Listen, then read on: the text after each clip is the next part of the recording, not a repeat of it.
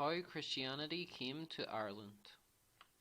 Initially, Christianity spread throughout the Roman Empire. As we can see from the map, Ireland was slightly outside this area. The Christian message would come to Ireland through 4 different routes. The most important, due to their geographical proximity, were those from Britain and those from France. However, there are also historical accounts of a sea route from northern Spain to southern Ireland, so this also should not be discounted. Finally, although of course far less common, is the route from North Africa through the Strait of Gibraltar and directly to Ireland. Considering these routes in relation to a map of Ireland, it should be obvious why in early Irish Christian history we find more Christians at first in Munster and Leinster, because the missionaries via these different routes are going to arrive in the south of Ireland rather than the north, and Christianity of course would come to Connaught and Ulster, but that would be slightly later. The first important figure to arrive near Ireland and therefore have an effect, whether directly or indirectly, on Ireland was Saint Aristobulus, who was one of the 70 disciples mentioned in Luke 10.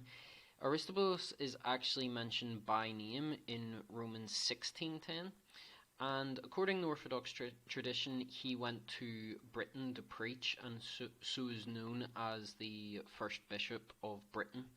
He travelled to Britain via the route from northern Spain. Another important figure to mention is Saint Irenaeus of Lyon, because of what he represents in the sense of the movement of these great teachers from the east to the west. He was from Smyrna, which would be modern-day Turkey, but moved to France by the request of the Christian community there for a great teacher to be their bishop. And he is especially famous for writing against heresies. That was in the 2nd century, and by the 4th century we would find great saints born in Western Europe, for example St. Hilary of Poitiers and his student St. Martin of Tours, who would become especially important for Irish monasticism. Here we can see a photo of his most important monastery, Marmoutier Abbey.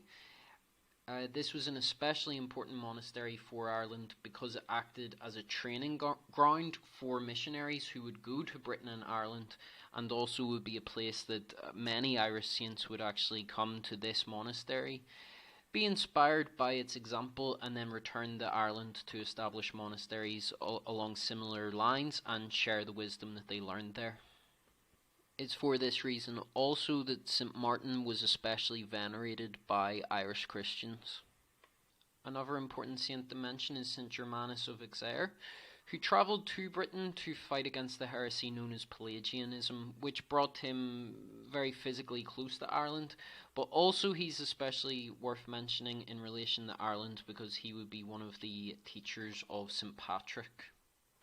We've now reached a point at which we would be talking about saints who are primarily known for their relationship to Ireland, although they weren't born in Ireland, such as St. Patrick and St. Palladius, as well as those who actually were born in Ireland, sometimes known as the pre-patrician saints. So that's what I would like to discuss next time. Also, if you'd like to read more about what I've talked about in this video, as well as much more content, you can visit my blog, which will also be linked in the description. Thank you.